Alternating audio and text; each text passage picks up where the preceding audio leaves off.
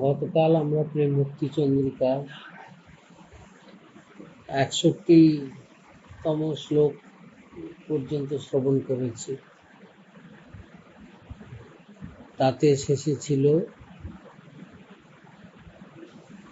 যে মনের স্মরণ প্রাণ মধুর মধুর ধাম যুগল বিলাস স্মৃতি সাধ্য সাধন এই ইহা বই আর নাই এই তত্ত্ব সর্ববিদিশা। অর্থাৎ মনের প্রাণ হচ্ছে স্মরণ, ভগবানের স্মরণ যদি থাকে তবেই সাধকের সাধন পথে চলাটা সঠিক হবে। আর তা যদি না থাকে, বাহ্যিক আচরণ থাকে, আন্তরিক সাধন নেই, তাহলে সেখানে মুশকিল হবে। আর এই মনের স্মরণই হচ্ছে সাধ্য সাধন তত্ত্ব। আমাদের কি এমনি অন্যান্য মার্গে সাধ্য বস্তু অন্য হয়, সাধন অন্য হয়, কিন্তু প্রেম ভক্তি মার্গে ভক্তিই সাধন, আবার ভক্তিই সাধ্য। এ সর্ববিধি সাধ, এই কথা অবধি ঠাকুর নরোত্তম বলেছেন। এরপর গোবিন্দ রূপ মাধুরী বর্ণন করেছে। গোবিন্দ রূপ মাধুরী বলতে গিয়ে বললেন কি, জলদ সুন্দর কান্তি মধুর মধুর ভাতি বৈদগ্ধি অবধি সুবেশ পীত বসনধর আভরণ মণিবর ময়ূর চন্দ্রিকা করুকেশ। আমরা এর আগেও শুনেছি যে ঠাকুরকে বলা হয়েছে নবমেঘ বর্ণ, মেঘের মতন তার অঙ্গকান্তি। তাই এখানেও ঠাকুর নরোত্তম বললেন কি, জলদ সুন্দর কান্তি। জলদ মানে মেঘ, জল ভরা মেঘ, নবীন জল ভরা মেঘের মতন শীতল তার অঙ্গকান্তি।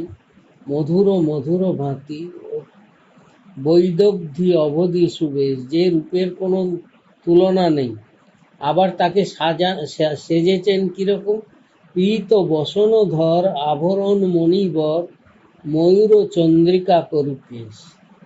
নানাবিধ অলঙ্কার শ্রীঅঙ্গে ধারণ করেছেন, আর মাথায় চূড়ায় ময়ূরের পাখা, ময়ূর ও চন্দ্রিকা করুকেশ, মাথায় ময়ূর পাখা দুলছে। মৃগমদ চন্দন কুমকুম বিলেপন মোহন মূরতি ত্রিভঙ্গ। কস্তুরী চন্দন, কেশর চন্দন সর্বাঙ্গের মানে ললাটে লেপন করেছেন। মৃগমদ চন্দন কুমকুম বিলেপন মোহন মূরতি ত্রিভঙ্গ নবীন কুসুমাবলী শ্রীঅঙ্গে শোভয়ে ভালি মধু লোভে ফিরে মত্ত বৃন্দ। আর নানাবিধ ফুলের মালা, ফুলের সাজে সজ্জিত রয়েছেন। একে মণিময় অলঙ্কারও রয়েছে, আবার ফুলের সাজে ঠাকুর সজ্জিত হয়েছে। আর এত সুন্দর সুন্দর ফুল তার শ্রীঅঙ্গে রয়েছে যে ভ্রমর সেই মধু পানের জন্যে সেই ফুলের চারিদিকে ঘুরছে, গুনগুন করে তার নাম কীর্তন করে ঘুরছে। এখানেও একটা স্মরণ রাখা উচিত যে ভগবানের রূপ হচ্ছে সর্বোপরি, তার মতন সুন্দর রূপ আর নেই। কিন্তু তাহলে বলা হচ্ছে যে তিনি অলঙ্কার ধারণ করেছেন, শৃঙ্গার ধারণ করেছেন, চন্দনাদি শৃঙ্গার করেছেন, নানাবিধ অলঙ্কার করেছেন। তাহলে কেন জগতের লোক কেন সাজে? জগতের লোকও সাজসজ্জা করে, ভালো ভালো কাপড় পরে। ঠাকুরও পীতাম্বর ধারণ করেছেন, হলুদ কাপড়, সুন্দর কাপড়, নানাবিধ গহনা পরে। কেন? লোকে নিজেকে সুন্দর দেখানোর জন্য, সজ্জিত করার জন্য। তো ভগবানও সাজসজ্জা করেছেন। বলে কেন তিনি সাজসজ্জা করেছেন? তাকে সখীগণ সাজিয়ে দিয়েছেন নানাবিধ শৃঙ্গার। তো কেন তার এত শৃঙ্গার? তার কি এই সাজ তার শোভা বাড়াচ্ছে? বলে কখনোই না। কারণ তিনি নিজেই ভুবন সুন্দর, তিনি এত সুন্দর। তো সেই সৌন্দর্য যাতে সর্বতোভাবে ব্যক্ত না হয়, তাই জন্যে কাপড় গহনা এইসবের শৃঙ্গারে সখীগণ তাকে ঢেকে দিয়েছেন।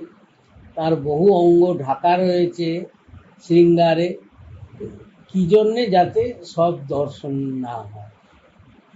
অর্থাৎ তার শ্রীঅঙ্গ সব সৌন্দর্যের চেয়েও সুন্দর। কোনো গহনা পরার তার দরকার নেই, সাজগোজের তার কোনো দরকার নেই।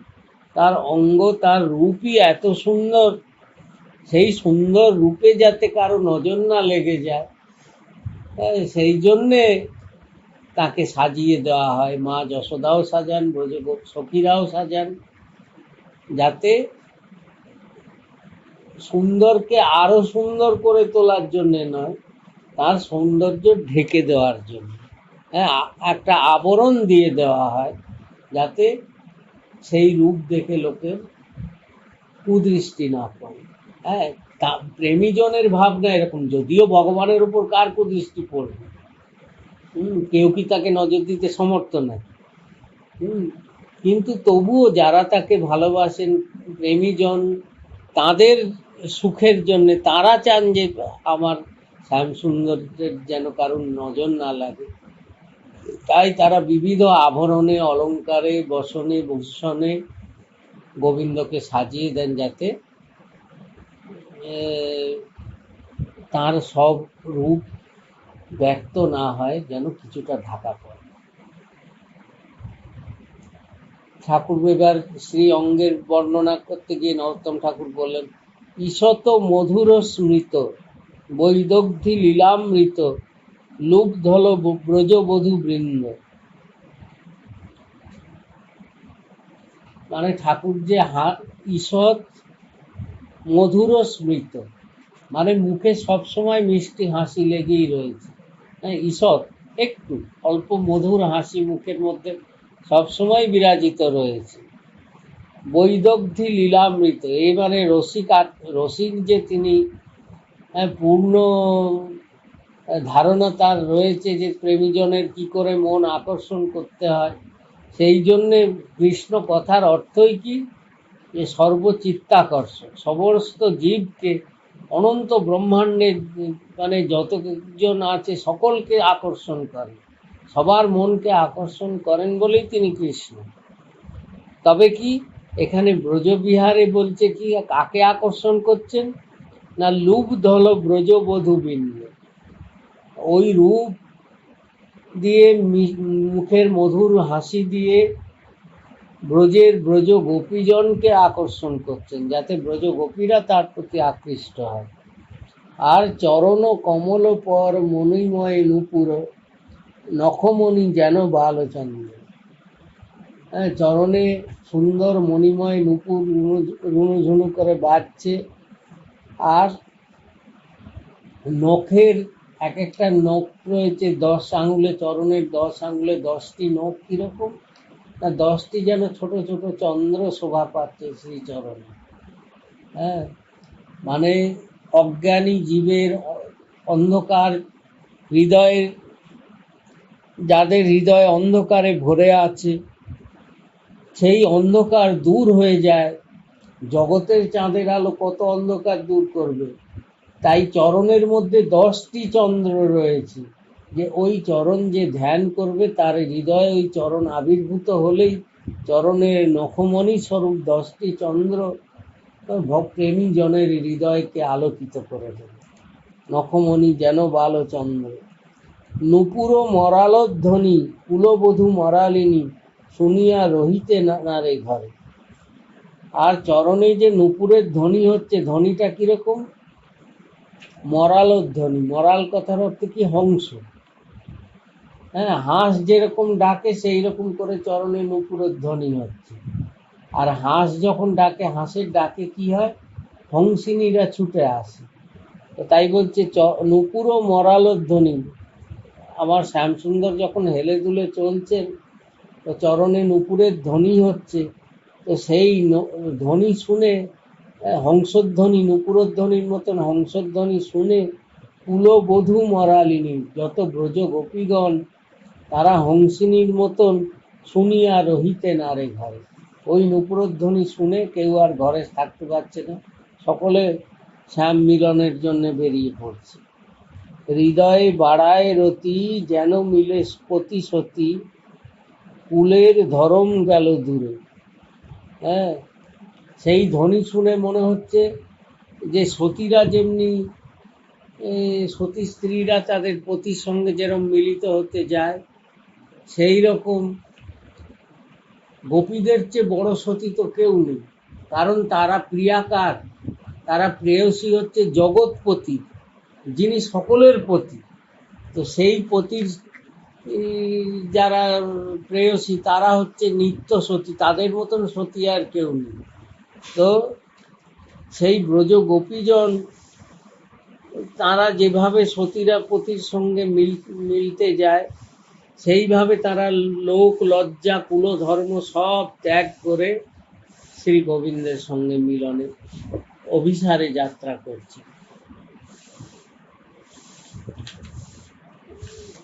ঠাকুর নরোত্তম বলছেন কি, এবার গোবিন্দ শরীর সত্য, তাহারও সেবক নিত্য। এবার রূপ মাধুরী বলেছেন, এবার ধাম মাধুরীর দিকে এগোচ্ছেন। গোবিন্দ শরীরও সত্য, গোবিন্দ শরীরও যেমনি নিত্য, তাহার সেবক নিত্য। তার সেবক যারা গোবিন্দের সেবক তারাও নিত্য, তারাও কেউ অনিত্য নয়। আর বৃন্দাবন ভূমি তেজময়, ভগবানের ধাম কি তেজময় জ্যোতির্ময়। হ্যাঁ, আমাদের কাছে বাহ্য দৃষ্টিতে মনে হতে পারে যে বৃন্দাবন বোধহয় উত্তরপ্রদেশের একটা শহর, কিন্তু যদি গুরু কৃপায় দৃষ্টি খুলে যায় তখন দেখা যাবে যে বৃন্দাবনের স্বরূপটি কি। হ্যাঁ, যে বৃন্দাবন এই ব্রহ্মাণ্ডের মধ্যেই নয়, কেননা শ্রীমদ্ ভাগবতে আছে ব্রহ্মা প্রার্থনা করেছেন ভগবানের কাছে যে আমাকে কৃপা করে ব্রজে একটা যেন তরুলতা আমি হতে পারি, একটা গাছ কি লতা হয়ে যেন ব্রজে আমি বাস করতে পারি। তো ব্রহ্মাই তো ব্রহ্মাণ্ডের মালিক, ব্রহ্মাণ্ড তো সৃষ্টিকর্তা ব্রহ্মা, তার সৃষ্ট যদি বৃন্দাবন হতো তাহলে ব্রহ্মা কখনো ভগবানের কাছে এরকম প্রার্থনা করতেন না যে আমাকে বৃন্দাবনে একটা গাছপালা করেও বৃন্দাবনে আমার স্থান দাও। তাই বলছেন কি বৃন্দাবন ভূমি তেজময়। হ্যাঁ, এই প্রেম ভক্তি চন্দ্রিকার এটা অংশ নয়, কিন্তু একটা ব্রজের একটা প্রসঙ্গ আছে যে আজও ব্রজে টাটিয়া স্থান বলে স্বামী হরিদাসের পরম্পরা একটা আশ্রম আছে। স্বামী হরিদাসের যারা বিরক্ত সেবক, ত্যাগী সেবক যারা, তারা যেখানে থাকেন টাটিয়া স্থান বলে আশ্রম এখনো আছে। তো সেই আশ্রমে যারা মহান্ত হন তাদের নিয়ম হচ্ছে যে টাটিয়া স্থানের যিনি মহান্ত হবেন তিনি বৃন্দাবন পঞ্চক্রোশের বাইরে কোথাও বেরোবেন, অর্থাৎ যতদিন তিনি মহান্ত পদে থাকবেন বৃন্দাবনের বাইরে এক পাও কোথাও তারা যাবেন না, বৃন্দাবনেই থাকতে হবে। তা এক মহান্ত ছিলেন, তিনি সিদ্ধ পুরুষ ছিলেন, তো তাঁর এক শিষ্য তিনি আবার পরবর্তী মহান্ত হয়েছিলেন। তা তাদের প্রসঙ্গে আছে যে ওই শিষ্যকে গুরু বলেছিলেন, এখনো টাটিয়া স্থানে নিয়ম যে কোনো সাধুরা সেখানে ঘরের মধ্যে থাকতে পারবে, বনের মধ্যে থাকে, মানে আশ্রমের মধ্যেই বাগান আছে, বাগানের মধ্যে থাকতে হবে। রাত হলেই সব সাধুরা যে যার গাছতলায় থাকে। তো এক সাধু তিনি তার গুরুর কাছে গিয়ে বলছেন যে গুরুদেব আপনি বলেছিলেন যে বৃন্দাবন ধামের স্বরূপই আলাদা, বৃন্দাবন ভূমি তেজময়। আমি তো 12 বছর ধরে বৃন্দাবনে রয়েছি, আপনি যেরকম ভজন শিক্ষা দিয়েছেন সেই অনুযায়ী করছি, কই আমার তো কিছু অনুভব হচ্ছে। আমার তো মনে হচ্ছে যেমনি জগতের মাটি গ্রামের মাটি যেরকম আমার বৃন্দাবনের মাটিও সেই রকম, আমার তো কোনো অনুভব কিছু হলো না। 12 বছর ধরে তো আমি এই ব্রজে গাছতলায় থেকে ভজন করছি, তো অনুভবে তো জাগে না।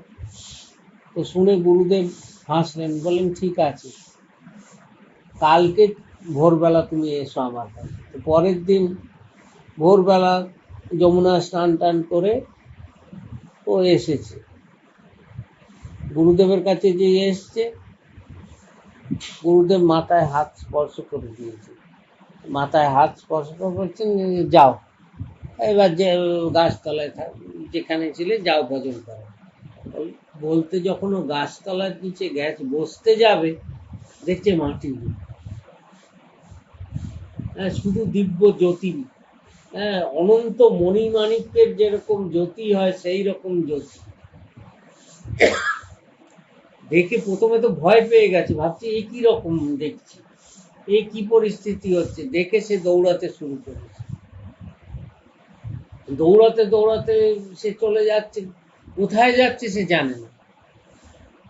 পরে সন্ধ্যাকালে গুরুদেব বলছেন, আরে ওই শিষ্যটা আমার গেল কোথায়, তার তো কোনো খোঁজ পাওয়া যাচ্ছে না, রাত হয়ে গেল, এখনো সে এলো না, কোথায় গেল। পরের দিন সকালে তাকে খুঁজতে খুঁজতে লোকে পেলো কোথায়, আগ্রার কাছে। হ্যাঁ, আগ্রার কাছে এক জায়গায় মাটিতে সে মূর্ছিত হয়ে পড়ে আছে। কি ব্যাপার না, সে যেদিকে তাকাচ্ছে দেখছে ওই রকম জ্যোতির্ময় ভূমি। হ্যাঁ, অর্থাৎ গুরু কৃপাতে অনুভব হয় যে বৃন্দাবনের স্বরূপ। হ্যাঁ, তাই নরোত্তম ঠাকুর বললেন কি, বৃন্দাবন ভূমি তেজময়। বৃন্দাবন ভূমি কোনো জড় জায়গা নয়, সে দিব্য ধাম।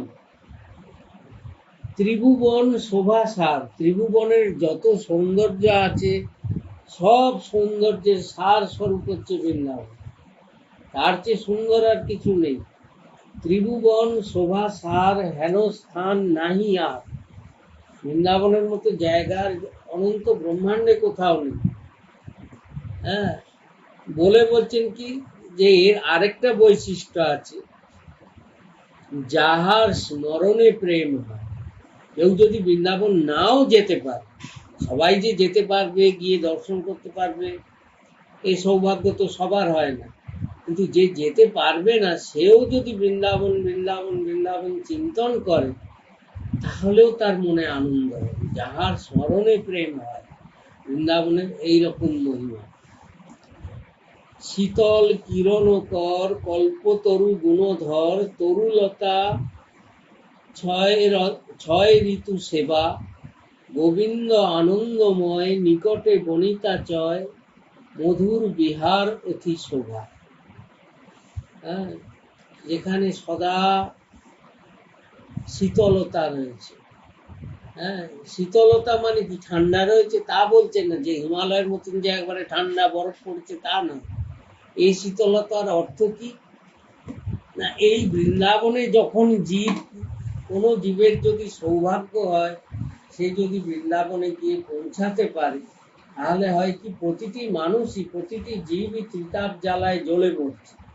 প্রত্যেকের হৃদয়ে অশান্ত, হ্যাঁ, জ্বালায় সে জ্বলে যাচ্ছে, কোথাও জুড়ানোর জায়গা নেই।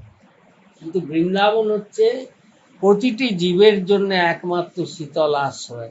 তাই বললেন শীতল কিরণ কর। হ্যাঁ, যেখানে গেলে প্রতিটি জীবাত্মা শান্ত হয়ে যায়, ঠান্ডা হয়ে যায়, হ্যাঁ, তার হৃদয়, তপ্ত হৃদয় শীতল হয়। তাই বৃন্দাবন হচ্ছে শীতল কিরণ কর কল্পতরু গুণধর। বৃন্দাবনের যে প্রতিটি তরুলতা, যত গাছপালা আছে, কোনো গাছই কোনো সাধারণ প্রাকৃত গাছ নয়। হ্যাঁ, যেমনি আমাদের শহরে গ্রামে যেসব গাছপালা হয়, সেরকম গাছপালা বৃন্দাবনের নয়। আজও এটা যদি কেউ জড়দৃষ্টি নিয়েও দেখে, তার জন্য চিন্ময় দৃষ্টির দরকার নেই। জড়দৃষ্টি নিয়ে গেলেও কেউ বৃন্দাবনে গেলে দেখবে যে বৃন্দাবন হচ্ছে জগতের মধ্যে এমন একটা জায়গা যেখানে কোনো গাছ সোজা নেই, প্রতিটি গাছ ঝুঁকে আছে। বৃন্দাবনের তরুলতা সকলে অবনত শির, মাথা নত করে আছে। কেন অবনত করে আছে না, তারা জগৎজীবকে শিক্ষা দিচ্ছে। হ্যাঁ, বৃন্দাবনের প্রতিটি গাছপালাই কল্পতরু।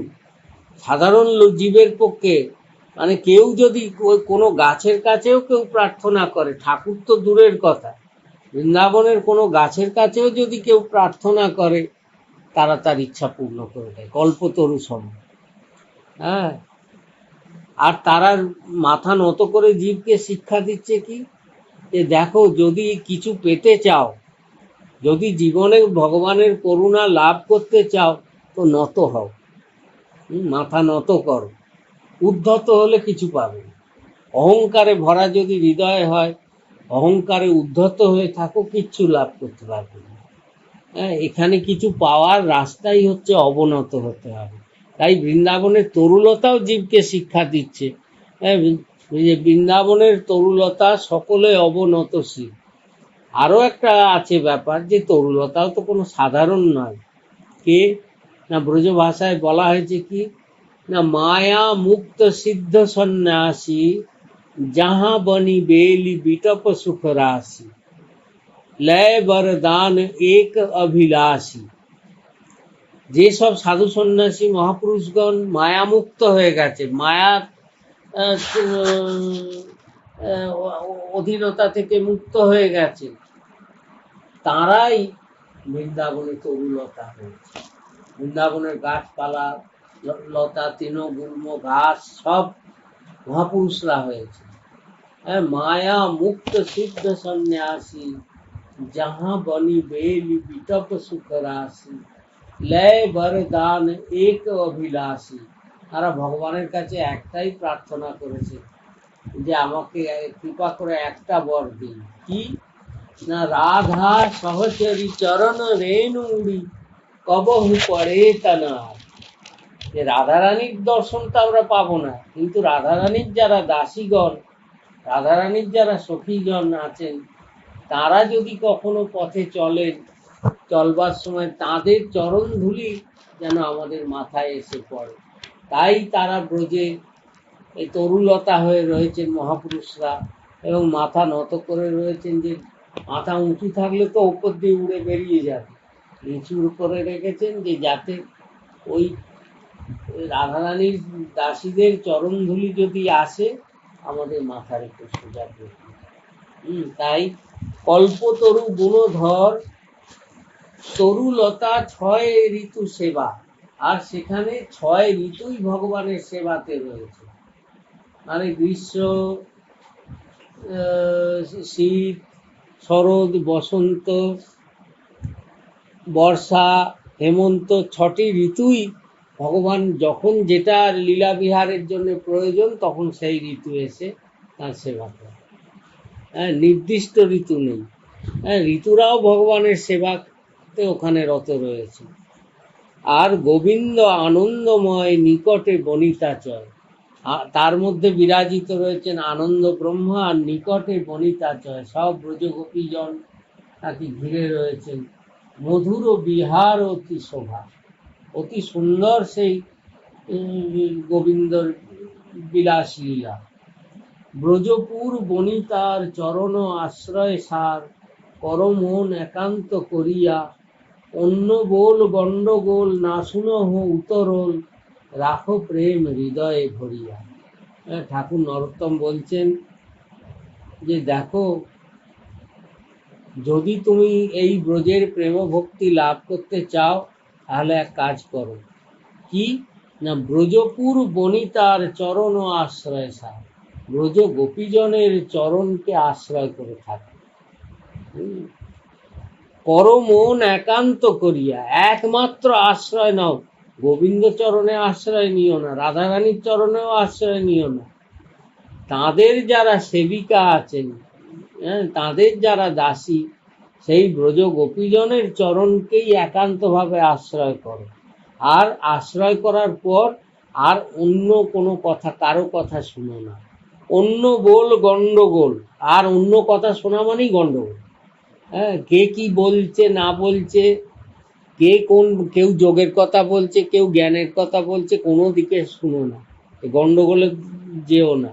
না শুনো হো উতরণ। আর এইসব শুনলে হবে কি, মন আরো বিক্ষিপ্ত হয়ে যাবে। হ্যাঁ, তোমার একান্ত ভক্তি থেকে তোমায় বিচ্যুত করে দেবে। তাই ব্রজগোপীর চরণাশ্রয় করে আর কারুর দিকে তাকিও না, আর কারো কথা শুনো না। রাখো প্রেম হৃদয়ে ভরিয়া। হ্যাঁ, নিজের হৃদয় ভরে রাখো ব্রজের প্রতি প্রেম এবং ব্রজগোপীর চরণাশ্রয়ের প্রতি প্রেম। এই প্রেম হৃদয়ে ভরে রাখতে পারো যদি, তবেই তোমার অনুভবের রাস্তা খুলবে। বলতে গিয়ে এবার বলছেন জীবনের অনিত্যতার কথা ঠাকুর নরোত্তম বোঝাচ্ছেন। বলছেন পাপ পুণ্যময় দেহ সকলই অনিত্য এহ। যে এই দেহটা আমরা পেয়েছি কি জন্য? পাপ পুণ্যের সংমিশ্রণ। হ্যাঁ, বলছেন নরদেহ মেলে পাপ পুণ্যের সংমিশ্রণ। কারণ কি, যদি কেউ পাপ করে সে নরকে যায়, পুণ্য করলে যাবে স্বর্গে।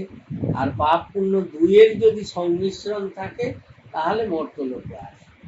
তো তাই বলছেন পাপ পুণ্যময় দেহ।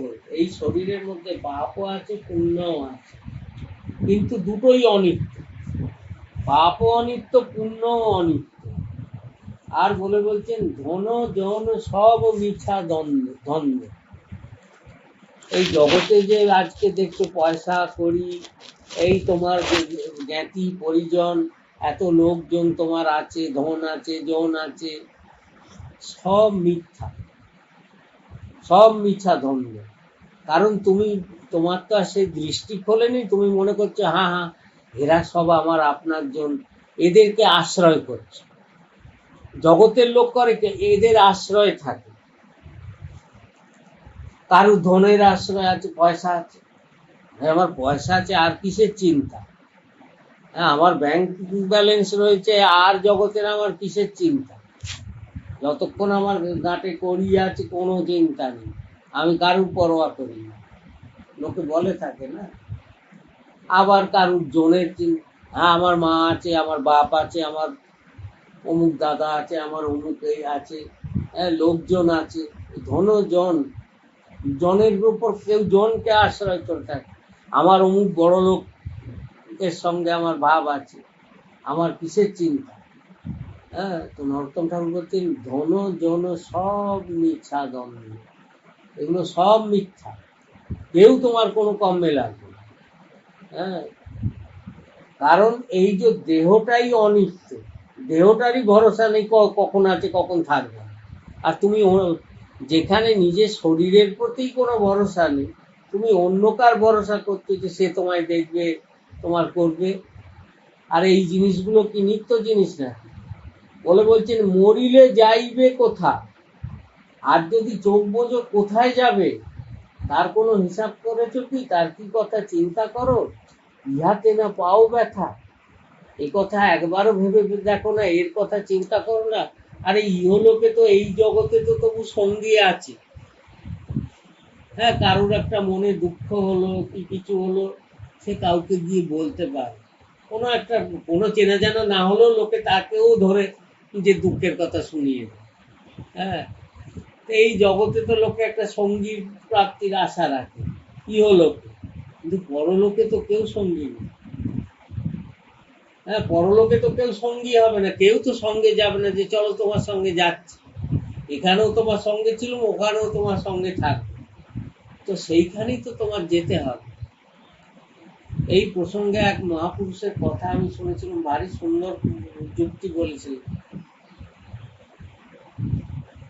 বলে যে এক মহিলা, তার বাড়িতে তার কোনো জ্ঞাতির বিয়ে পড়েছে, তো বিয়ে পড়েছে, তো সে প্রস্তুত হচ্ছে। 1 মাস আগে থেকে, মানে বিয়ের দিন ঠিক হয়েছে, অত 1 মাস আগে থেকে বাড়িতে তোড়জোড় চলছে। তার নিজের বিয়ে নয়, অন্য কারোর কোনো জ্ঞাতি গোষ্ঠীর বিয়ে। আর সে ভাবছে যে ওই বিয়েতে যাব, কি সাজ করব, কি গহনা করব, কি মেকআপ দেবো। 1 মাস আগে থেকে তার প্রস্তুতি চলছে। 1 মাস বাদে বিয়ে হবে, 1 মাস আগে থেকে তার প্রস্তুতি চলছে যে কি করবো, কোন দিন কি বিয়ের দিন কি পরবো, বউ ভাতের দিন কি পরবো, হ্যাঁ কিরকম মেকআপ নেবো, কোন গহনা পরবো, এতদিন আগে থেকে তার প্রস্তুতি চলছে। তো বলে বিয়ে বাড়ি কদিনের জন্য যাবে? 1 দিন, 2 দিন, 3 দিন, কি বড় জোর 1 সপ্তাহ, তার বেশি নয়। সেখানে বিয়ে বাড়িতে গিয়ে তো আর কেউ নিজে ডেরা গাড়বে না, কেউ বসতি করবে না। হ্যাঁ, সেখান থেকে তো চলে আসতে হবে, লোকেরাই তাড়িয়ে দেবে, বেরো। সব মিটে গেলে লোকেরা বলবে আর কতদিন এবার বাড়ির পথে হাঁটা যাও। হ্যাঁ, যারা নেমন্তন্ন করবে তারাও তো আর লোকে পার্মানেন্ট কাউকে রাখবে না। অথচ সেখানে যাবার জন্য বড় জোর 7 দিন থাকবে, তার জন্য 1 মাস আগে থেকে প্রস্তুতি। তো তারপর সেই মহিলা কোথাও সৎসঙ্গ করেছে, তো করার পর তার মনে হচ্ছে যে না, আর আমি আর বিয়ে বাড়িও যাবো না, কোথাও যাবো। কেননা তার মনের মধ্যে একটা চিন্তা হয়েছে যে বিয়ে বাড়িতে যাবার 1 মাস বাদে বিয়ে বাড়ি, সেখানে গিয়ে 7 দিন থাকবো, তার জন্য আমি এতদিন ধরে প্রস্তুতি নিচ্ছি। আর যেখানে আমাকে চিরতরে যেতে হবে, যেখানে গেলে আর ফিরে আসার কোনো ভয় নেই, অর্থাৎ যখন অগ্নিদেবের কাছে যেতে হবে, হ্যাঁ, মুখে আগুন পড়বে, সেখান থেকে তো আর ফেরার কোনো সম্ভাবনা নেই যে আজকে মুখে আগুন দিল, কালকে আবার ঘুরে আসবে, এরকম তো ব্যাপার স্যাপার নেই। এখানে তো একেবারে জগতের পাক চুকিয়ে দিয়েই যেতে হবে। বলে সেখানে যাবার জন্য প্রস্তুতিটা কি নিচ্ছে? যেখানে 7 দিনের জন্য যাব তার জন্য 1 মাস আগে থেকে প্রস্তুতি চলছে, আর যেখানে চিরকালের জন্য যাব তার জন্য কি প্রস্তুতি আছে? তো সেই চিন্তা করে তার ওই মহাপুরুষের সান্নিধ্যে এসে তখন সে ভগবানের ভজনের পথে যায়। বললো না, এখন আমি একটাই প্রস্তুতি নেবো, যেখানে 2-4 দিনের জন্য যাব এরকম নয়, যেখানে পার্মানেন্টলি যেতে হবে সেখানে যাওয়ার জন্য কি প্রস্তুতি নেওয়া যায় সেই প্রস্তুতি নেব। তো তাই ঠাকুর নরোত্তম বলছেন কি, মরিলে যাইবে কোথা, ইহাতে না পাও ব্যথা। হ্যাঁ, আর যদি হট করে চোখ বুজে ফেলো তখন কি হবে, সে কথা তোমার চিন্তা নেই। তবু নীতি পরকার্য মন্দ, তবু নিরন্তর মন্দ কার্যে এত মন যাচ্ছে।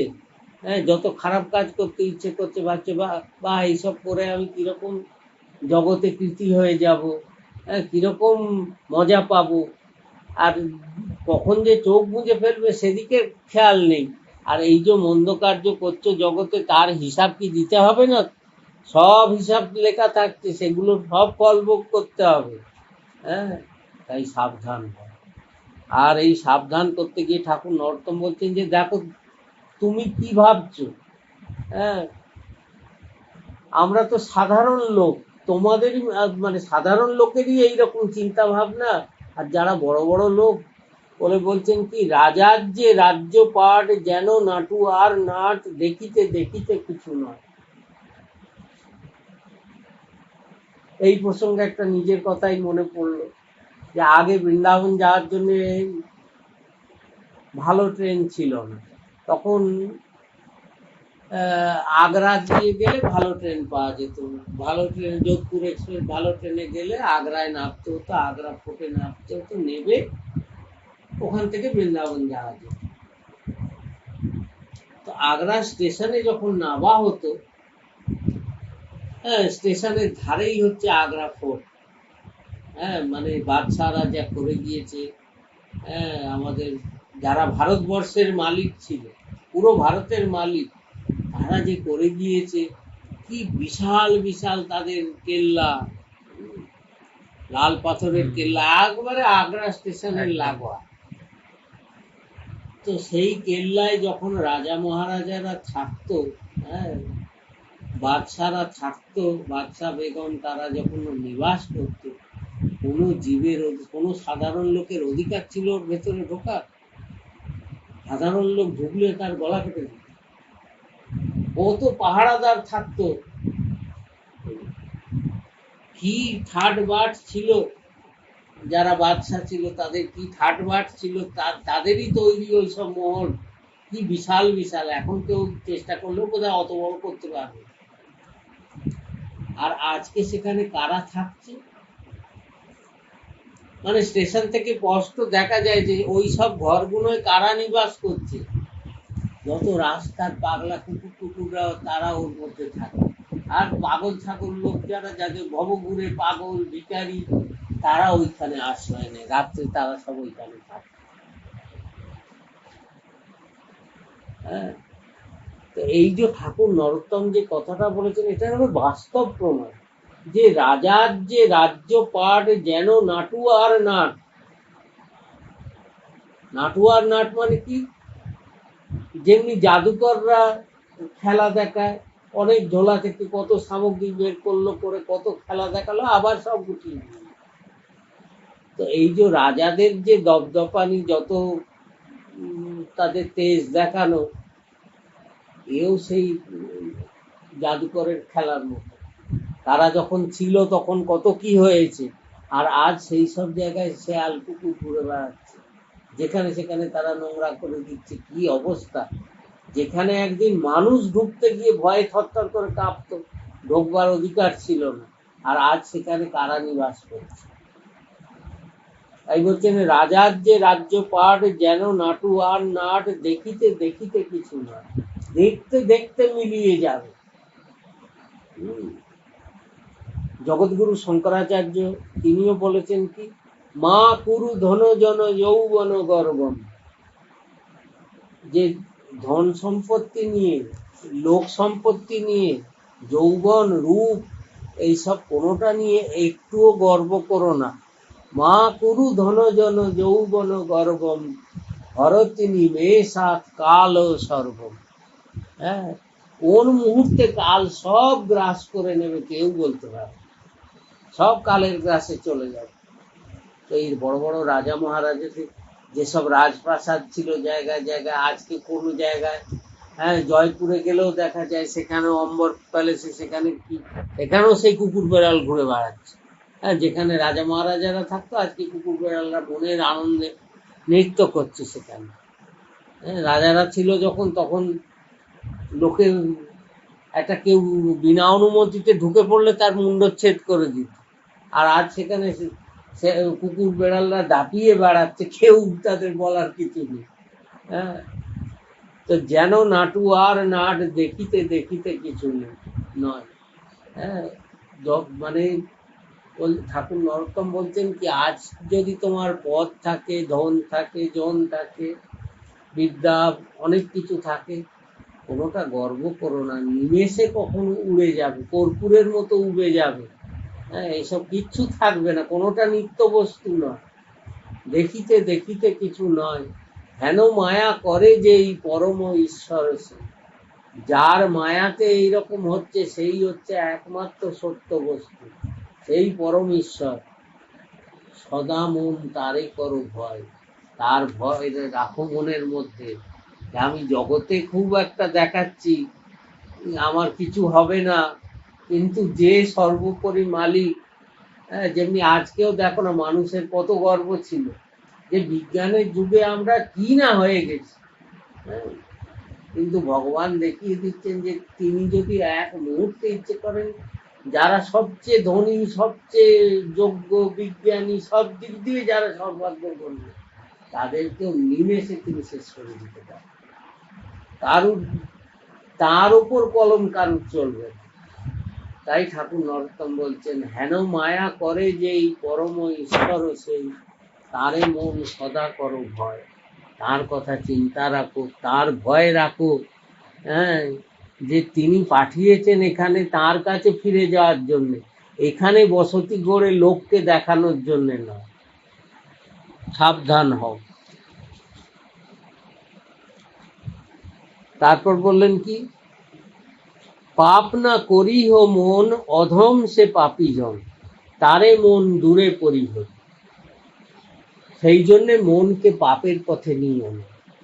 পাপ না করিহ মন, পাপ কাকে বলে সেটা আগে জানতে হবে, যে পাপ কাকে বলে। পাপ কাকে বলে জানলে তবে তো পাপ করা না করা হবে। তো যদি এটার শাস্ত্রীয় সংজ্ঞা এক অক্ষরে বলতে হয়, তাহলে এক অক্ষরে এটার উত্তর হচ্ছে কি, ভগবত বিস্মৃতি হচ্ছে পাপ। মানে ভগবানকে ভুলে যাওয়া, ভগবানকে বিস্মৃত হওয়াই হচ্ছে পাপ। তো তাহলে আমরা হিসাব করলে, অনেকে আছে মূর্খ লোক জগতে বলে, আমি এই জন্মে তো কোনো পাপ করিনি, আমার কপালে কেন এরকম কষ্ট হলো, ঠাকুর কেন আমাকে এত কষ্ট দিল। হ্যাঁ, হয়তো আগের জন্মে ছিল, নাকি এই জন্মে তো কোনো পাপ করিনি। আরে পাপ কাকে বলে তুমি জানো? পাপের সংজ্ঞাই হচ্ছে যে ভগবত বিস্মৃতি হচ্ছে পাপ, ভগবানকে ভুলে থাকাই হচ্ছে পাপ। তো তুমি যদি একটা মুহূর্ত তাকে ভুলে যাও, মানে সেক্ষেত্রে সেই মুহূর্তটা তোমার পাপের খাতায় যায়। তো তাহলে 24 ঘন্টার মধ্যে আমরা কতক্ষণ ভগবানের স্মৃতি থাকে, ভগবানকে স্মরণে রাখতে পারি? তো তাহলে দিনের মধ্যে কতটা সময় আমাদের ভগবানের দিকে যাচ্ছে আর কতটা সময় পাপের দিকে যাচ্ছে? তো জগতে আমরা যা কিছু করছি সবই তো পাপের খাতায় উঠছে। তো তাহলে এ জন্মের পাপটাই বা কি কম আছে যে তার ফল আমায় পেতে হবে না? যারা বলে যে এই জন্মের পাপ করিনি জানেই না যে পাপ কাকে বলে। যে তুমি যা কিছু করছো সবই তো পাপ করছো, পাপ ছাড়া করছোটা কি?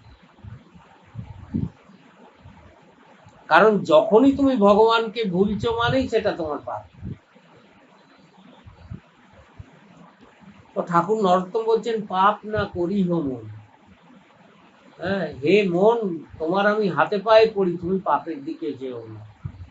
আর অধম সে পাপী জন তারে মই দূরে পড়ি, তারে মন দূরে পড়ি হই।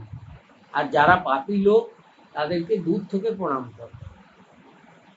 এখানে পাপীকে ঘৃণা করতে বলছেন না নরোত্তম ঠাকুর, তাহলে কি বলছেন? কারণ সর্বভূতেই গোবিন্দ আছে, এ নয় যে গোবিন্দ পাপীর মধ্যে নেই, মানে পাপীর মধ্যেও ঘোরতম মহাপাপীর মধ্যেও গোবিন্দ বিরাজমান আছে। পুণ্যাত্মা হোক আর পাপী হোক সবার হৃদয়েই তিনি বসে আছেন। হ্যাঁ, একজন যত বড়ই নোংরা লোক হোক না কেন, খারাপ লোক হোক না কেন, তার মধ্যে কি গোবিন্দ বসে নেই? গোবিন্দ সবার মধ্যে বসে আছে। তো সেই গোবিন্দ তার মধ্যেও আছে, দুষ্ট লোকের মধ্যেও আছেন, যেমনি সাধুর মধ্যেও আছেন তেমনি শয়তানের মধ্যেও আছে। কিন্তু সঙ্গ করার সময় বুঝে, তোমার যদি লক্ষ্য গোবিন্দ থাকে তাহলে তুমি যারা দুষ্ট লোক, যারা অসৎ লোক, যারা পাপী লোক, তাদের মধ্যে গোবিন্দ আছেন জেনে দূর থেকে নমস্কার করো, যে ঠাকুর তুমি ওদের মধ্যে বসে আছো, তুমি থাকো, কিন্তু আমার কাছে এসো না, আমি যেন তোমাদের পাল্লায় না। হ্যাঁ, দুষ্ট লোককে দূর থেকে তারে মন দূরে পড়ি হরি, দূর থেকে প্রণাম করে, তাদের সঙ্গ করতে যেও না, কারণ সঙ্গ করলে সব নষ্ট হয়ে যায়, ভগবত ভক্তির পথই নষ্ট হয়ে যায়। এই জন্য পাপীদেরকে গালাগালও করো না, তার সঙ্গে লড়াই ঝগড়াও করো না, দূর থেকে সংসর্গ ত্যাগ করো। আর বলছেন পুণ্য যে সুখের ধাম তার না লইও না। আগে তো পাপের কথা বললেন, এরপর বললেন পুণ্য হচ্ছে সুখের ধাম, তার না লইও না। যেমনি পাপকে ত্যাগ করো তেমনি পুণ্যকেও ত্যাগ করো, যেখানে পুণ্যের কথা দেখবে সেখানেও তুমি যেও, কারণ দুটোই বন্ধনকারী। পাপেরও পাপ ফল হয়, কর্মফল হয়, পুণ্যেরও কর্মফল হয়। তবে কি সাধারণ মানুষ বোঝে না? সাধারণ মানুষ মনে করে পুণ্যটা ভালো জিনিস আর পাপটা খারাপ জিনিস। যেমনি একটা দৃষ্টান্ত স্বরূপ বলা যায়, একটা লোককে যদি লোহার চেন দিয়ে বেঁধে রাখা যায়, লোকটা খুব দুঃখ করবে, দেখো আমাকে বেঁধে রেখেছে, সব সময় তার মনে হবে যে আমাকে বেঁধে দিয়েছে, হ্যাঁ, আমি কোনো হাত পা চালাতে পারছি না, কিছু করতে পারছি না। কিন্তু তার বদলে তাকে যদি সোনার চেন দিয়ে বাঁধা হয়, সেও কিছু করতে পারবে না, হাত পা তার বাঁধা সোনার চেন দিয়ে, কিন্তু তবু তার মনে আনন্দ হবে, দেখো যতই ও বাঁধা থাকি আর যাই থাকি না কেন, সোনার চেন তো, এত সোনা আছে আমার গায়ে, হ্যাঁ, সোনা দিয়ে আমাকে বেঁধে রেখেছে। তো পুণ্য হচ্ছে ওই সোনার চেন, দুই বন্ধনকারী। পাপও বন্ধন, পাপও জীবাত্মাকে বন্ধনে ফেলে দেয়, পুণ্য বন্ধনে ফেলে দেয়। পাপেরও ফল ভোগ, পাপ ফল ভোগ করতে হয়, পুণ্যেরও ফল ভোগ করতে হয়। সে স্বর্গেই যাও আর নরকেই যাও, ভগবানের কাছে তো যেতে পারবে না, ওই পাপ পুণ্য ভোগ করতে করতেই জন্মের পর জন্ম কেটে যাবে। তাই বলছেন পুণ্য যে সুখের ধাম তার না লইও নাম, পুণ্য মুক্তি দুই ত্যাগ করো। পুণ্যকে তো ত্যাগ করো, এমনকি মুক্তি লাভও ত্যাগ করো। হ্যাঁ, মুক্তি লাভ কখনো ভুলেও চেও না ভগবানের কাছে। মুক্ত হওয়া মানে কি? পাপ পুণ্য থেকে মুক্ত হবে, কিন্তু হয়ে তুমি ভগবানে বিলীন হয়ে যাবে, সে আরো খারাপ। ভগবানে বিলীন হলে ভগবানের সেবা আর কোনোদিন করতে পারবে। তাই পুণ্য মুক্তি দুই ত্যাগ করে। প্রেম ভক্তি সুধা নিধি তাহে দুব নিরবধি, আর যত খার নিধি পার। প্রেম ভক্তি হচ্ছে অমৃতের সাগর, তাতে তুমি নিরন্তর ডুব দাও, তাতে ডুবে যাও। হ্যাঁ, আর যা কিছু আছে সেগুলো হচ্ছে কি ক্ষার নিধি। হ্যাঁ, ক্ষার হচ্ছে সাবান ও ক্ষার জাতীয় জিনিস, মানে শরীর জ্বালিয়ে দেবে। ক্ষারের সমুদ্র মানে কি, তার লবণ সমুদ্র, ক্ষার সমুদ্র। হ্যাঁ, আর সমস্ত হচ্ছে নুনের সমুদ্র। শরীরকে তোমার স্নান করে মানে চামড়াগুলো উঠে যাবে, আর কিছু লাভ হবে না। প্রেম ভক্তি হচ্ছে অমৃতের সাগর, তাতে ডুব দাও। ক্ষারের সাগরে তুমি ডুব দিতে যেও না। আর এই অমৃত সাগরে ডুব দিলে হবে কি, নিরন্তর সুখ পাবে, সকল সন্তাপ যাবে, নিরন্তর তুমি আনন্দ লাভ করবে। প্রতি পদে যুগল রূপ মাধুরী, রস মাধুরী, প্রেম মাধুরী আস্বাদন করতে পারবে। সকল সন্তাপ যাবে, মনের সকল সন্তাপ, সব দুঃখ জ্বালা তোমার পালিয়ে যাবে। পরতত্ত্ব কহিল উপায়, এই এই উপায়ে তুমি পরতত্ত্ব লাভ করতে পারবে। এটা ঠাকুর নরোত্তম বলছেন যে ভক্তি সাধনার পরম তত্ত্ব এইটাই আমি বলছি। আবার বললেন কি, অন্যের পরশ যেন নহে কদাচিৎ হেন। আর লক্ষ্য রাখবে, সাবধান থাকবে যে নিজের ভজন মার্গে যেন অন্যের প্রবেশ না করতে, আর যেন আর কোনো ভাবা, আর কোনো মতাবলম্বী, আর কোনো ভাবাবলম্বী যারা অন্য ভাবের, অন্য মতের, অন্য পথে, তাদের ছোঁয়া যেন না লাগে। অন্যের পরশ যেন নহে কদাচিৎ হেন, ইহাতে হইবে সাবধান। এই বিষয়ে সদা সাবধান থেকে। যে কেউ এসে বলল যে তুমি ষষ্ঠীর ব্রত কর, ওতে তোমার খুব ভালো হবে, তুমি প্রণাম করে দাও যে আমার কোনো দরকার নেই, আপনার দরকার আপনি করুন, আপনাকে আমি বাধা দিচ্ছি না, তো আমার দরকার নেই, আমার এক যুগল আছে, আমার আর কাউকে দরকার। এইরকম উল্টো পাল্টা লোক এসে উল্টো পাল্টা কথা বলবে, আর উল্টো পাল্টা পথে বিভ্রান্ত করতে নিয়ে যাবে, এতে সাবধান। হ্যাঁ, অন্যের পরশ যেন নহে কদাচিৎ হেন, ইহাতে হইবে সাবধান। রাধা কৃষ্ণ নাম গান, এই সে পরম ধ্যান, আর না করিব পরম। একমাত্র রাধা কৃষ্ণই আমার উপাস্য, রাধা কৃষ্ণই আমার ইষ্ট। হ্যাঁ, তারই নাম কীর্তন, তার শ্রীচরণ ধ্যান, এই এই ছাড়া আর আমার কোনো প্রমাণেরও দরকার নেই, আর কোনো যুক্তি শোনার আমার কোনো প্রয়োজন নেই যে অন্য পথে গেলে অনেক লাভ হবে, এই হবে। সবকে আমি প্রণাম করি, আমার কোনো দরকার নেই। এই বিষয়ে সাবধান হয়ে চলতে হবে। হ্যাঁ, কর্মী জ্ঞানী মিছা ভক্ত, না হবে তাতে অনুরক্ত, বিশুদ্ধ ভজন কর মন। জগতে কতজন এসে তোমায় কর্মমার্গের কথা বলবে। হ্যাঁ, আরে এই কর্ম করো, এই যাগযজ্ঞ করো, এই পুজো করো, এই বাড়িতে এই পুজো দাও, তাহলে তোমার মঙ্গল হবে, তোমার এটা ভালো হবে, সেটা ভালো হবে। এইসব হচ্ছে কর্মী। আবার কেউ জ্ঞানী, জ্ঞান দেবে, এই দেখো এইসব ঠিক নয়, আসল জ্ঞান হচ্ছে অন্য, নিরাকার ব্রহ্মের ধ্যান করো। হ্যাঁ, সেইটাই হলো আসল জিনিস। হ্যাঁ, কি কোনো গুরুর ছবি দেখিয়ে বলবে এই গুরুর পুজো করো, এই গুরুর খাতায় নাম লিখিয়ে গুরুর ভজন করো, তাহলেই তোমার সব কিছু পার হয়ে যাবে। হ্যাঁ, ভগবানকে ডাকার দরকার নেই, এই গুরুই ভগবানের অবতার। হ্যাঁ, তো এরকম জ্ঞান দিতে আসবে। তো এগুলো হচ্ছে কি, কর্মী জ্ঞানী মিথ্যা ভক্ত, এগুলো হচ্ছে মিথ্যা ভক্ত। হ্যাঁ, ভক্তের ছদ্মবেশে মিথ্যাচারী। তো কর্মী জ্ঞানী মিছা ভক্ত, না হবে তাতে অনুরক্ত। এদের প্রতি কোনো মনের আকর্ষণ রেখো না। যে যারা অন্য পথে আছে, যারা এইসব উল্টো পাল্টা কথা বোঝাবে, এসব শুনবেও না, আর এদের প্রতি কোনো আকর্ষণ দেখাবে না। বিশুদ্ধ ভজন করো মন।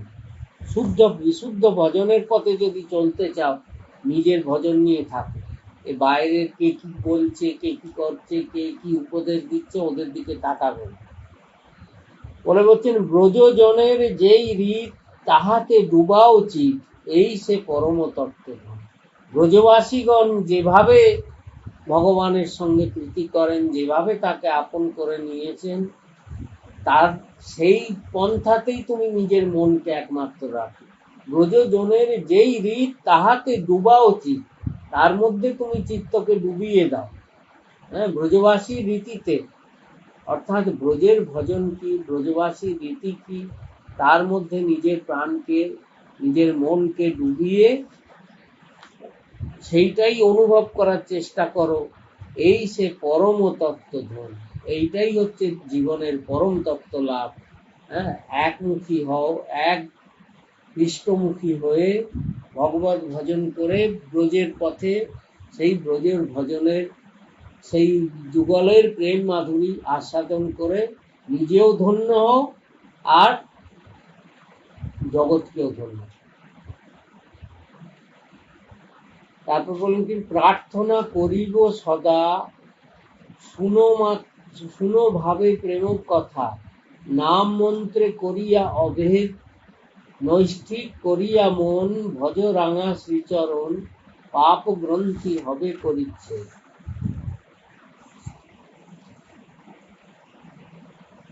ভগবানের কাছে এই প্রার্থনা করো যে হে রাধারানী, হে রাধারমন, যেন তোমাদের ভাবের কথা, তোমাদের প্রেমের কথাই যেন নিরন্তর আমি শুনতে পারি, নিরন্তর বলতে পারি, হ্যাঁ, বলা শোনা চিন্তন করতে পারি, এই নিয়েই যেন আমার জীবন চলে। আর নাম ও মন্ত্রে করিয়া অভেদ, আর গুরুর থেকে যে সাধন পন্থা তুমি পেয়েছো, যে ভগবানের নাম জপ করতে তোমাকে শ্রী গুরু যে পন্থা দেখিয়েছেন, সেই নাম, মন্ত্র এবং ইষ্ট তিনকে অভেদ মানবে। জানবে যে নাম, নামী এবং মন্ত্র অভিন্ন, এ কোনো আলাদা বস্তু নয়। ভগবানের নামের মধ্যেই তার অধিষ্ঠান, ভগবানের মন্ত্রের মধ্যেই তার অধিষ্ঠান। নাম মন্ত্রে করিয়া অভেদ, তার মধ্যে কোনো ভেদ করো না যে ভগবান আলাদা, তার নাম আলাদা, তার মন্ত্র আলাদা, এরকম চিন্তা করো না। যে নাম মন্ত্র যখন তুমি সাধনা করবে, যখন জপ করবে, ভগবানের নাম চিন্তন করবে, স্মরণ করবে নামকে, তখন এইটা মনে রেখো যে নামের মাধ্যমে তিনি আমার হৃদয় প্রকাশিত হচ্ছেন। হ্যাঁ, মন্ত্র শব্দের অর্থ কি? আমাদের শাস্ত্রে বলা হয়েছে কি, মননাৎ ত্রায়তে ইতি মন্ত্রা, যাকে মনন করলে, চিন্তন করলে জীব পরিত্রাণ পায়, সেই হলো মন্ত্র। তো কাকে মনন করলে জীব পরিত্রাণ পাবে? না, ভগবানকে। তো ভগবান নিজেই আসেন নাম রূপে, মন্ত্র রূপে, গুরুর মাধ্যমে।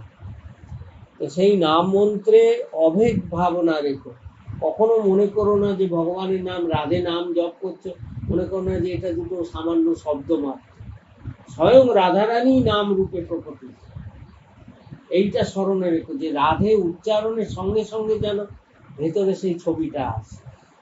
হ্যাঁ, যে রাধারানী স্বয়ংই নাম রূপে প্রকাশিত হয়েছে, যে জীব তার কাছে পৌঁছাতে পারবে না সহজে, তাই নামের মধ্যেই তার অবস্থান। নাম মন্ত্রে করিয়া অভেদ, নৈষ্ঠিক করিয়া মন, মনে নিষ্ঠা রাখো, একনিষ্ঠ হও। হ্যাঁ, পাঁচ দিকে তাকাতে যেও না। নৈষ্ঠিক করিয়া মন, ভজ রাঙা শ্রীচরণ। হ্যাঁ, মনে একনিষ্ঠ হয়ে সেই রাধারানীর সুন্দর রাঙা চরণ চিন্তন করো। পাপ গ্রন্থি হবে পরিচ্ছেদ, মনের মধ্যে যত পাপের গ্রন্থি আছে সব কেটে যাবে, ছিন্ন ভিন্ন হয়ে যাবে। হ্যাঁ, দিব্য আনন্দ হৃদয় থেকে প্রকাশিত হতে থাকবে। রাধা কৃষ্ণ সেবন একান্ত করিয়া মন, চরণ কমল বলি যাও, দোহার নাম গুণ শুনি, ভক্ত মুখে পুনি পুনি, পরম আনন্দ সুখ পান।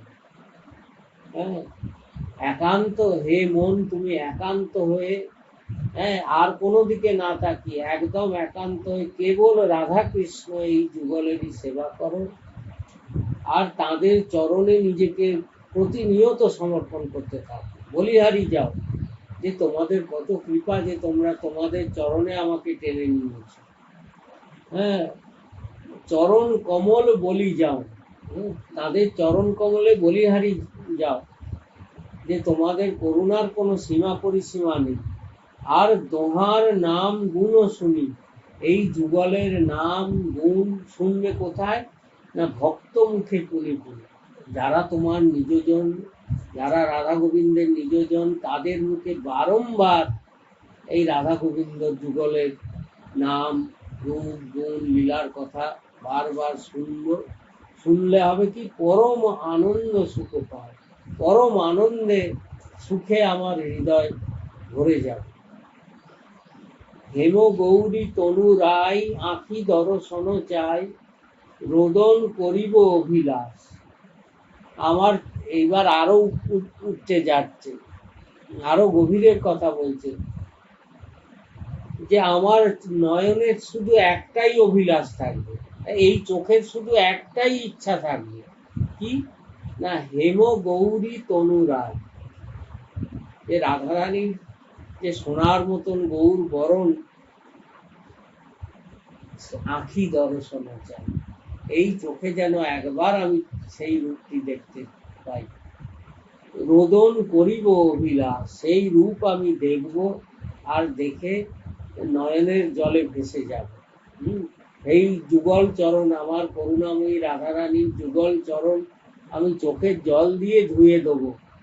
এই শুধু চোখের কাছে প্রার্থনা, মনের কাছে প্রার্থনা, রাধারানীর চরণেও প্রার্থনা, যে একবার ওই রূপ দেখব।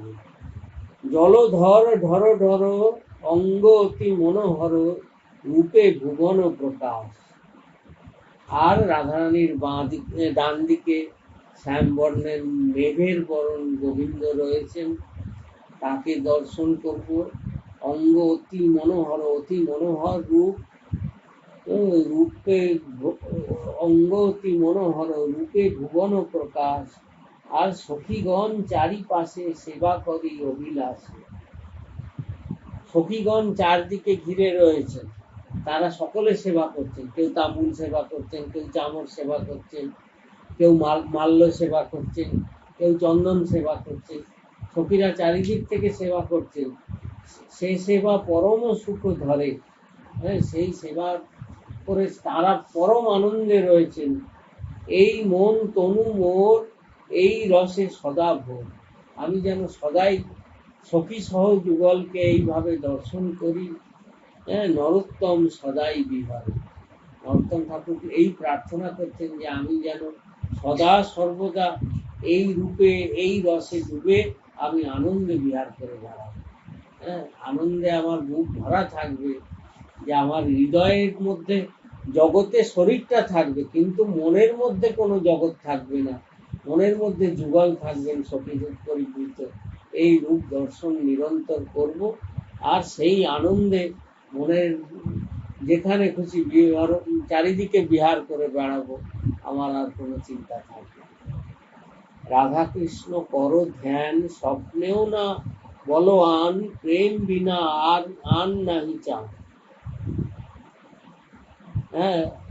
যদি ধ্যান করতে হয় তো একমাত্র রাধা কৃষ্ণকেই ধ্যান করো। স্বপ্নেও না বলো, স্বপ্নে মানে জাগ্রত অবস্থায় তো রাধা কৃষ্ণ চিন্তন করো, যেন স্বপ্নেও রাধা কৃষ্ণ ছাড়া আর অন্য কোনো কথা আমি না বলি। স্বপ্নেও না বলো আন, প্রেম বিনা আর নাহি চাও। প্রেম ছাড়া, এই যুগলের চরণে প্রেম ছাড়া আর কোনো বস্তু তুমি চেও না। যুগল কিশোর প্রেম যেন লক্ষ্যবান হেম, আরতি প্রীতি রসে দেয়। আর যুগল কিশোরের প্রেম কি? যেন লক্ষ্যবার অগ্নি শুদ্ধ করা সোনা, এইরকম উজ্জ্বল সেই প্রেম। তো এই প্রেমে মত্ত হয়ে যুগলকে আরতি করো, মনের আরতি জানাও তার কাছে। এই ছাড়া আর কোনো বস্তু আশা তুমি রেখো না। জল বিনু যেন মিন, দুঃখ পায় আয়ুহীন, প্রেম বিনা সেই মতো ভক্ত। যেমনি মাছকে জল থেকে তুলে দিলে মাছের কি অবস্থা, মাছ ছটফট ছটফট করতে থাকে। জল থেকে তাকে তুলে দিয়ে সে ছটফট করতে থাকে, যে কখন আবার সে জলে ফিরতে পারবে। তো যারা প্রেমী ভক্ত তারাও প্রেম ছাড়া এই রকম অস্থির হয়ে পড়ে। হ্যাঁ, জল বিনু যেন মিন, দুঃখ পায় আয়ুহীন, কষ্ট পায় আর মনে হয় আমার প্রাণ গেল, আমার আয়ু শেষ হলো। প্রেম বিনা সেই মতো ভক্ত, যদি ভক্ত প্রেম থেকে বঞ্চিত হয়ে যান, তখন তারও মনে হয় যে আমি আর বাঁচতে পারবো না, আমি শেষ হয়ে গেল, এইভাবে ছটফট করবে। আর বললেন চাতক জলদ গতি, এমত একান্ত রীতি, যেই জানে সেই অনুরক্ত। আর আমরা চাতকের প্রসঙ্গ শুনেছি যে চাতক যেমনি সাতী নক্ষত্রের জল ছাড়া পান করে না, হ্যাঁ, সে গলা শুকিয়ে মরে যাবে, তবু সে অন্য গঙ্গার জল পেলেও সে পান করবে না। তো সেই রকম প্রেমী ভক্ত এই যুগল কিশোরের প্রেম ছাড়া আর কোনো বস্তুর দিক প্রতি তার লক্ষ্য থাকবে না। এ রহস্য চাতকের মতন, হ্যাঁ, চাতক যেমনি সাতী নক্ষত্রের জল ছাড়া খায় না, সেই রকম এই ভক্তেরও হৃদয়ে প্রেম ছাড়া আর অন্য কোনো বস্তুর আকাঙ্ক্ষা থাকবে না। এর মর্ম কে বুঝবে না? যেই জানে সেই অনুরক্ত। এ রহস্য যে বুঝবে, বুঝতে হবে সেই অনুরক্ত ভক্ত। লুব্ধ ভ্রমর যেন চকর চন্দ্রিকা তেন, পতিব্রতা জন যেন পতি, অন্যত্র না চলে মন, যেন দরিদ্রের ধন, এই মতো প্রেম ভক্তি রীতি। লুব্ধ ভ্রমর যেন, হ্যাঁ, এখানে নরোত্তম ঠাকুর এক প্রেমের দৃষ্টান্ত, প্রেম আর প্রেমীর দৃষ্টান্ত দিচ্ছেন। ভ্রমরের কি হয়?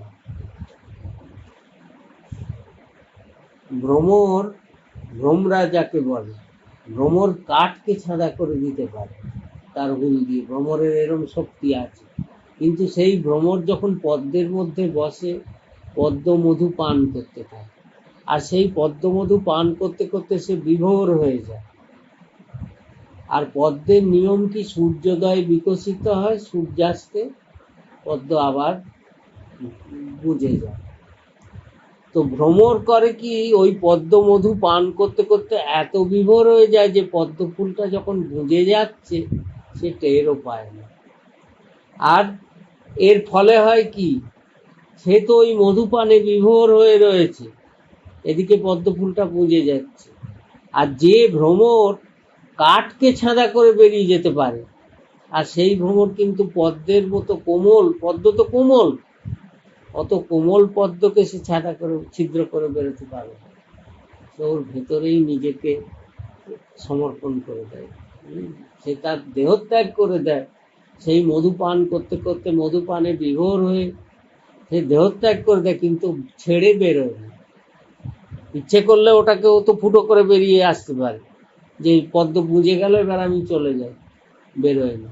তাই নরোত্তম ঠাকুর সেই দৃষ্টান্ত দিতে গিয়ে বলছেন কি, অনেকগুলো দৃষ্টান্ত দিয়েছে। লুব্ধ ভ্রমর যেন, হ্যাঁ, মধুপানে লোভী ভ্রমরের যে অবস্থা হয়। চকর চন্দ্রিকা তেন, চকর বলে একটা পাখি আছে, সে চাঁদের দিকে চেয়ে থাকে, চাঁদের সঙ্গে তার কোনোদিনই মিলন হয় না, চাঁদ কোথায় আছে আর চকর কোথায় আছে, কিন্তু চকরের নিয়মই হচ্ছে সে অনিমেষ নেত্রে শুধু চাঁদের দিকে চেয়ে, চাঁদকে ছাড়া আর সে কিছু দেখে না। তাই বললেন চকর চন্দ্রিকা তেন, পতিব্রতা জন যেন পতি। আর সতী স্ত্রী যেমনি তার স্বামীর দিক ছেড়ে আর কোনো দিকে তাকায়, শুধু পতিব্রতা স্ত্রী যে হবে সে স্বামীর দিকেই চেয়ে আছে। অন্যত্র না চলে মন, যেন দরিদ্রের ধন। খুব গরিব লোক যদি সে কোথাও মোহরের একটা পুঁটলি পায়, দরিদ্র লোক যদি ধন, হঠাৎ ধন সম্পত্তি পেয়ে, সে করে কি, একবারে চেপে ধরে রেখে দেয়, কিছুতেই সেটাকে হারাবে না। সে মানে খাওয়া দাওয়া কেন, বাথরুম টাথরুম গেলে সেখানেও সে সঙ্গে ওটা নিয়ে যাবে যাতে না হারায়, হ্যাঁ, মুহূর্তের জন্য তাকে কাজ ছাড়া করে না। তো ঠাকুর নরোত্তম বলছেন কি, এই মতো প্রেম ভক্তি রীতি, প্রেম ভক্তির প্রতিও যার এই রকম আকর্ষণ হবে, কিরকম? প্রথম বললেন ভ্রমরের মতন, দ্বিতীয় বললেন চকরের মতন, তৃতীয় বললেন সতীর মতো, আর চতুর্থ বললেন দরিদ্রের ধনের মতো। এই চার প্রকারের আকর্ষণ যার যুগল চরণে হবে, সেই পাবে এই মতো প্রেম ভক্তি রীতি। এই হলো প্রেম ভক্তি রীতি। প্রেম ভক্তি লাভ করলে এইভাবে তাকে রক্ষা করতে হবে, এইভাবে তাকে চলতে হবে, যে অন্যত্র না চলে মন। প্রেম ভক্তি ছাড়া আর কোনো দিকে তার দৃষ্টি যাবে না, জগতের আর কোথায় কি আছে কোনো দিকে সে তাকাবে না। বিষয় গরলময়, তাতে মানে সুখ চয়, সেই সুখ দুঃখ করি মানে। আর সাধারণ সংসারী লোক, তাদের মনোবৃত্তি কি, সেটাও ঠাকুর নরোত্তম বলছেন। বিষয় গরলময়, এই বিষময় সংসার দেখে তাদের মনে হচ্ছে, বাহ কি ভালো জায়গা, এই জগতে কত কি পাওয়ার আছে আমার, এই জগতে অনেক বিষয় গরলময়, তাতে মানে সুখ চয়। মনে করে এর মধ্যে আমি কত সুখ পাবো। হ্যাঁ, তো সাধারণ সংসারী লোকের মনোবৃত্তি কি, তারা মনে করে এই সংসারে অনেক সুখ আমার জন্য জমা আছে, এখানে আমি পাবো এইসব সুখ। আমার এই একটা দুটো ঝামেলা আছে, এটা একটু মিটে গেলেই আমার জন্য একবারে সুখের সাগর দৌড়ে আসে। হ্যাঁ, কারণ এই সংসারে সুখ আছে, যদিও আমার বাপ চোদ্দ পুরুষে কেউ পায়নি, তবুও আমি পাবো। মানে লোকে দেখছে যে লোকে হাহাকার করতে করতে মরছে। হ্যাঁ, যে কোনো লোককে যদি দেখা যায় যে মরণকালেও যদি কাউকে জিজ্ঞাসা করা যায় যে জীবনে সুখ শান্তি পেয়েছ, কেউ সত্যি কথা বলে, কেউ স্বীকার করবে, কেউ সত্যি কথা যে বলবে সেই বলবে যে না, কিচ্ছু পাই, শুধু আশাতে আশাতে জীবন কেটে যাচ্ছে। হ্যাঁ, এই পাবো পাবো পাবো পাবো আশা করতে করতে মানে জীবন কেটে গেছে, কিন্তু হাতে কিছু আসে, খালি হাতে এসেছি, খালি হাতেই চলে যাচ্ছে। তাই বলছেন বিষয় গরলময়, তাতে মানুষ সুখ চয়, সেই সুখ দুঃখ করি মানুষ। এই জগতের লোক যাকে সুখ মনে করছে, যে সংসারের সুখ আছে, সেই সুখ তুমি পাবে, তুমি মনে আগে দৃঢ় নিশ্চয় করে নাও যে এই সংসারে কোথাও সুখ নেই। হ্যাঁ, লোকে যাকে সুখ বলছে সেটা দুঃখেরই নামান্তর। হ্যাঁ, পরিণামে সেটা দুঃখই হবে, কখনো কোনো সুখ হবে। এই সংসারে সুখ ছিল না, নেই, হবে না।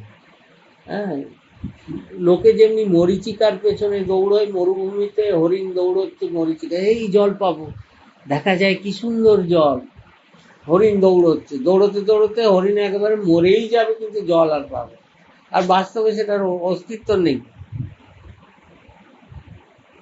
তো এই সংসারে, হ্যাঁ, সংসারে সুখ আছে কোথায়, সেই সুখের আলোয় যে গোবিন্দ, তার কাছে না গেলে কোথায় সুখ।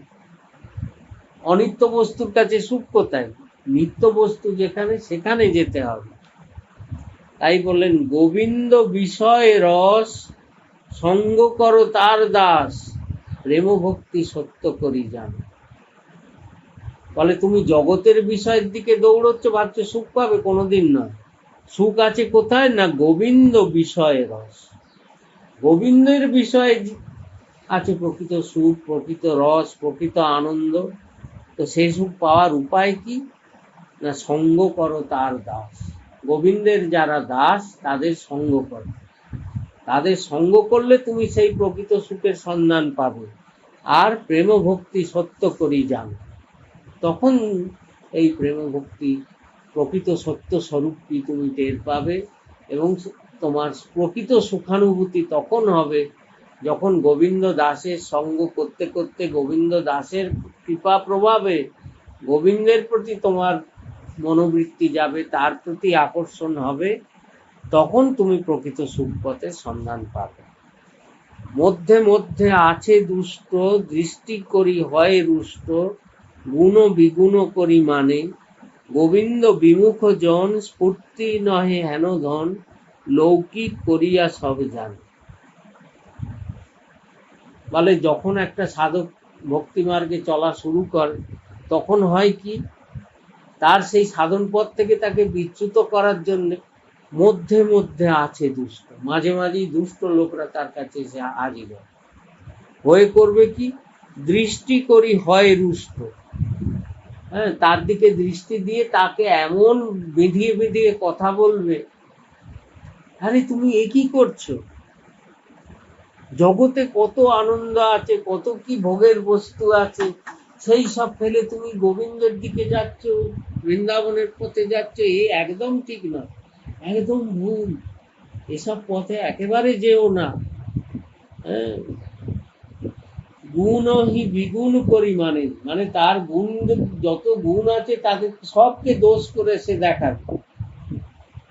কারা না, মধ্যে মধ্যে আছে দুষ্ট, এই দুষ্টজন কিছু আছে, তারা আসবে সাধকের জীবনে, তারা আসবে এসে এইরকম তাকে বিভ্রান্ত করার জন্য এইরকম মতলব করছে।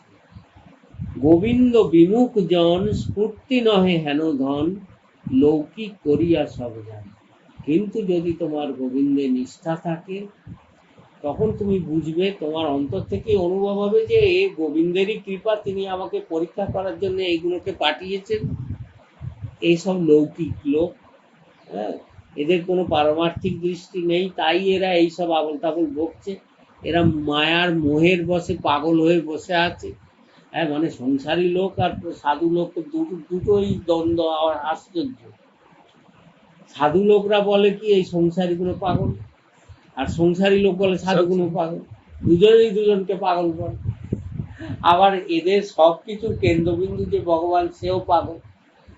হ্যাঁ, সে পাগলেরই হাট তো জগৎ জুড়ে, কি করা যাবে।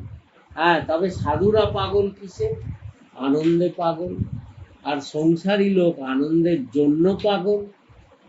পাগলেরও ভেদ আছে, সাধুরা পাগল আনন্দ, আর সংসারী লোক পাগল হচ্ছে কি, কি করে আনন্দ পাবো, কোথায় গেলে আনন্দ পাবো, এই চেষ্টায় সে পাগল।